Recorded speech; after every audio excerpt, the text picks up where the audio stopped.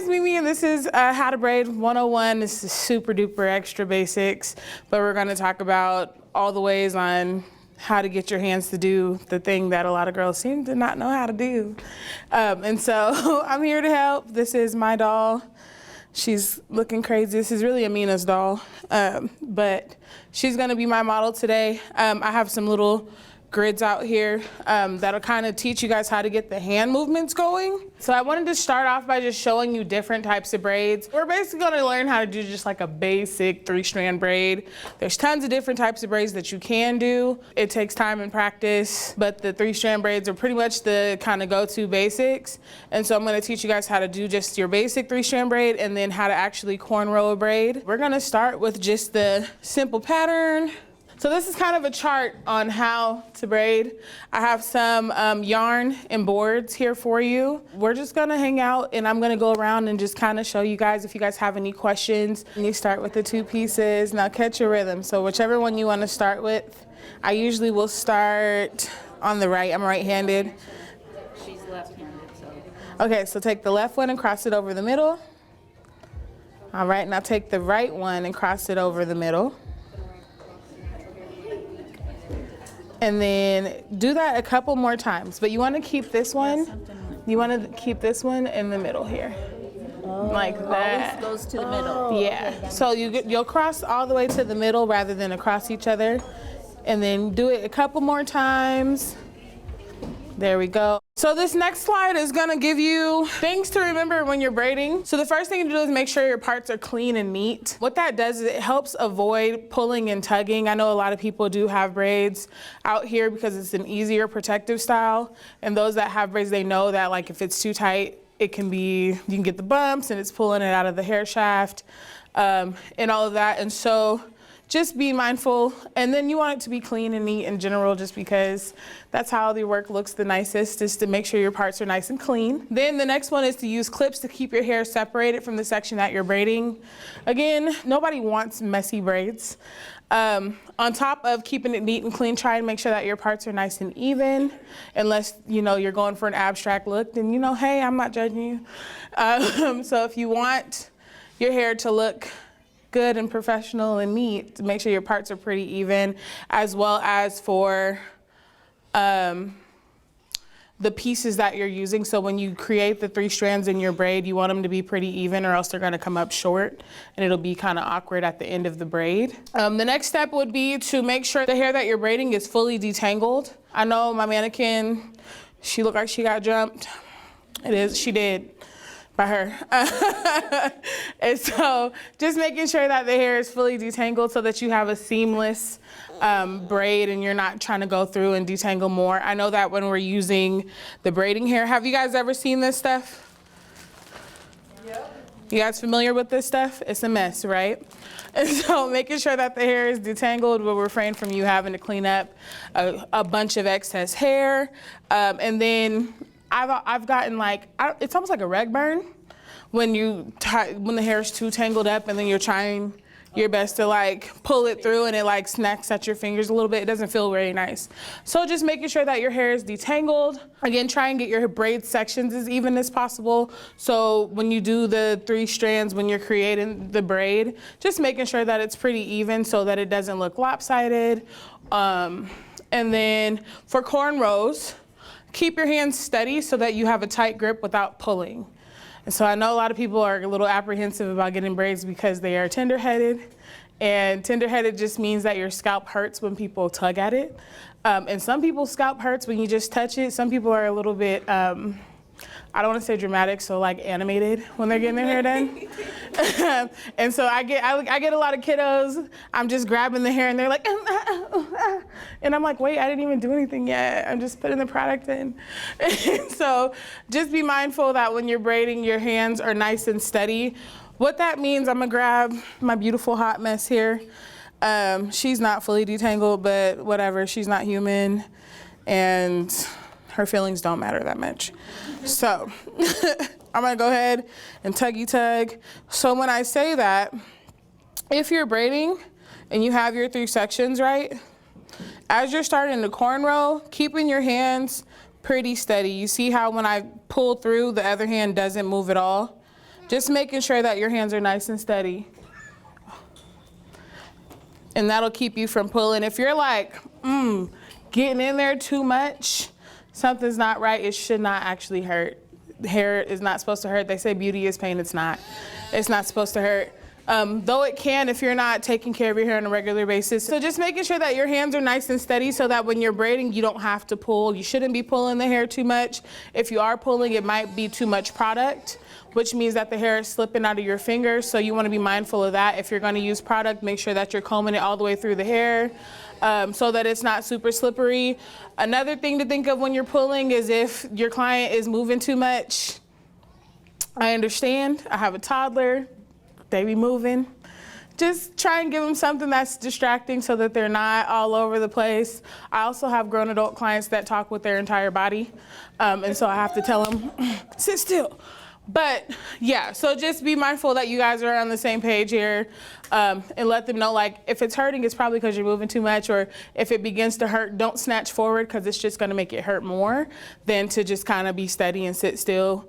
Work as a team. It makes it a lot easier for both parties. Applying product evenly throughout the hair, comb through as needed. I prefer to use like a pomade on the hair when I'm braiding. And so it can be kind of thick. If it's not all the way through, it's a bunch of cakey buildup and it doesn't look good, and it's just kind of gross. So just be mindful, like if you're gonna use a product in the hair when you are styling the hair, braiding the hair, that you're combing it all the way through the hair so that it's evenly distributed. I don't know if people are familiar, but when you're braiding and the hair becomes shorter and it starts to stick out the braid, it helps kind of take that away so that you don't have to do so much at the end of snipping the little hairs or dipping it, which I always prefer to dip, but you don't necessarily have to. Apply the product all the way through and make sure that it's nice and evenly coated. That'll help give you the most seamless way to get your braid nice and neat. And then pull your hands through the ends of the braid every 3 or 4 folds. Whenever you're braiding right and you come through, after like 1 or 2 or 3, go ahead and pull through. Because what it's doing is when you're braiding and the hair is at the end and it's not completely detangled, it's actually braiding itself at the ends. So if you don't do that, you'll have knots, and then you'll be fighting for your life and you're gonna be tired of braiding like I'd be tired of braiding. So yeah, so every 3 or 4 folds, 1, 2, 3, pull through, 1, 2, 3, pull through. It'll be way easier for you, and then take your time and enjoy the process. That's pretty self-explanatory. If you're new to it, give yourself time to do it. Don't rush it.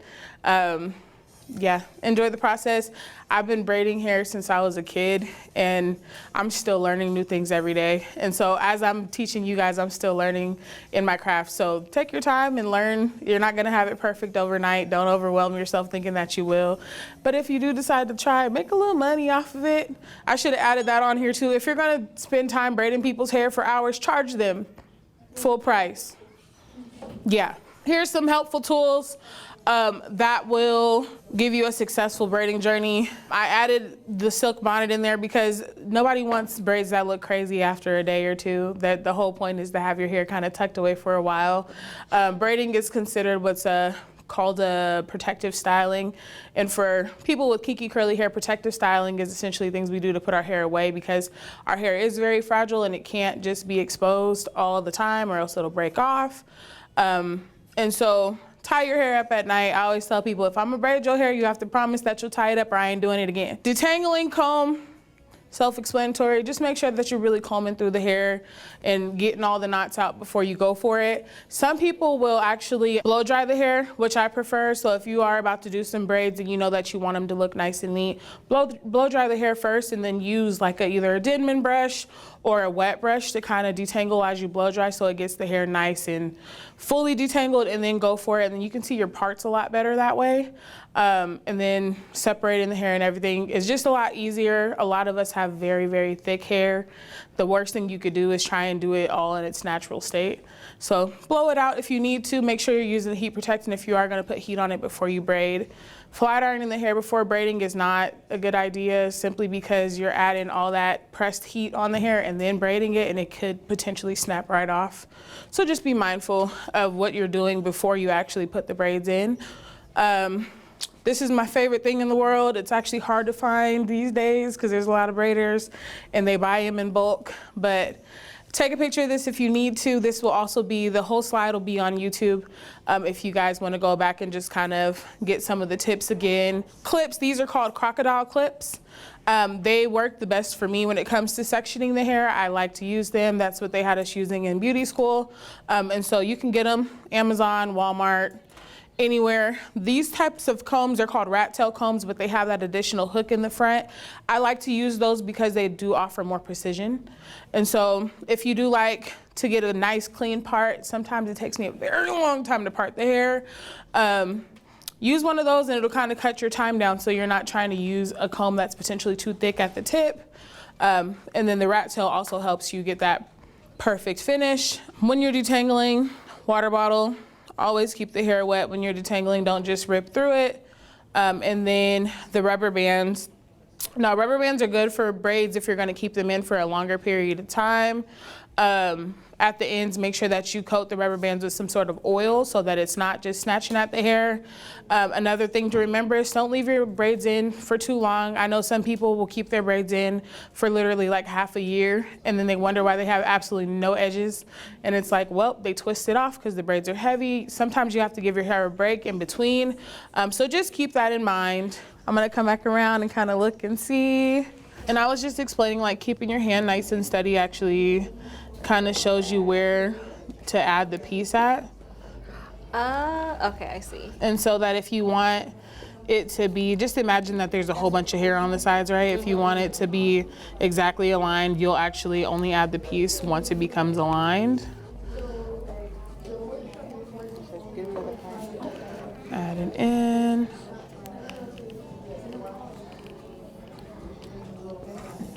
And so whatever fingers are pinching, that's where I'll add the hair in, because that's where I have the most grip. And just keep on braiding down. And this is also how you can kind of get the feed in motion going. Now, if I had more yarn, I would show you guys how to add the hair in on the outside. You see my Meganese was like, no, baby. Woo! Do you want this? Okay, boom, I'm about to show you guys how to do this real quick. And so you have it pinched, right? So when you want to add the extra hair in, add it, leave that flat. Okay. Come around. Okay. And then tuck it in with this one. Okay. And it'll make it look seamless. So it doesn't look like there's that additional bulb. And so now you can see, you wouldn't even know that I added a piece of hair in there that wasn't already a part of the braid. So there's a new trend called knotless braids. People created that because when we used to get the box braids in our hair, when we would add the hair, it would create a bulb at the tip of the braid, and it just made it look like a weave. And it also kind of makes it a little heavier. So when you do the knotless method where you feed the hair in as you go, it actually makes it look more natural, and then it also isn't as much tension on your hair as if you were to have the bulb. With the bulb, you can get a lot more twisting that's happening, and if your hair is fragile, that can cause your hair to twist completely off. So you just want to be mindful of that. So if you are looking for a braid method that is kind of more lightweight, the feed-in method is your best bet.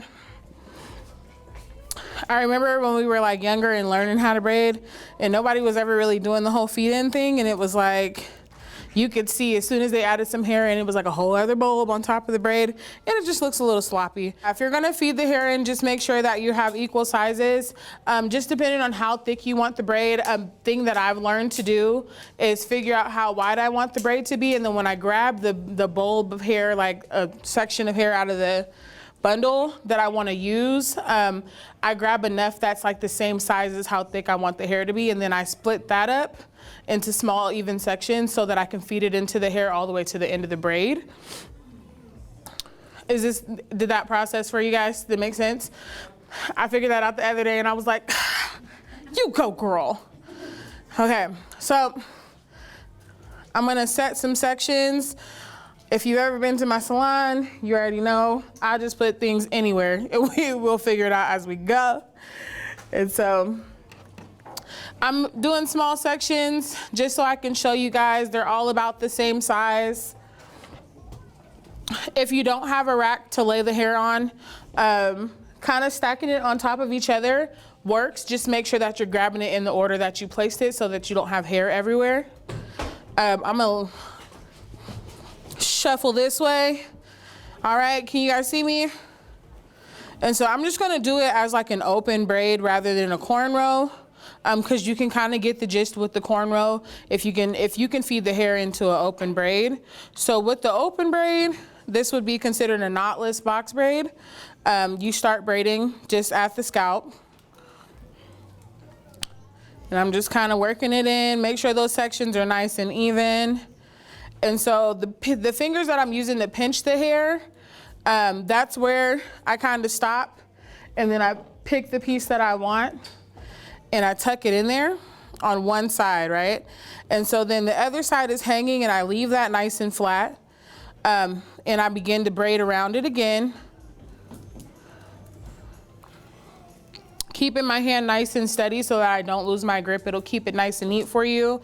After I kind of come back around, you know, you cross it over one time, come back around, and I tuck it in there with the rest of the hair. And it makes it look like the hair is just getting thicker naturally. And so right now I'm doing about two loops, and then I grab another piece of hair and just catch your rhythm. What that does is gives you a nice seamless kind of braid, and it doesn't look bulky in some areas and thin in the other areas. And you just keep on tucking the hair in. Go in, add another piece, keeping the hand steady. Sometimes what I'll do is actually use the side of my hand to lay that hair down so that I don't accidentally grab it. And then you just keep on braiding it in. You see what I was talking about? We got a perfect example of, girl, braiding hair be doing too much. So just make sure that you're bringing your hand all the way through to detangle as you go, so that you're not getting to the middle of the braid and you got your flow and everything is all neat and perfect. Okay, so then in the case that neat and perfect, let me finish that thought because I have ADHD. And then you get to the part where it's neat and then it's detangle. You have to detangle it and it messes up the entire braid. So that was where my thought was going. In the case that one section is thicker than the other, but you don't feel like you want to add any more hair, you can always stop what you're doing and take a little hair from the heavier section, move it over to the smaller section, and just keep on braiding. So now it's nice and even. I'm not using any product.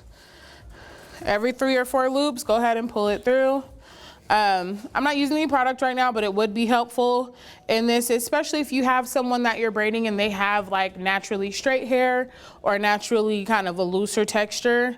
It's harder to grip.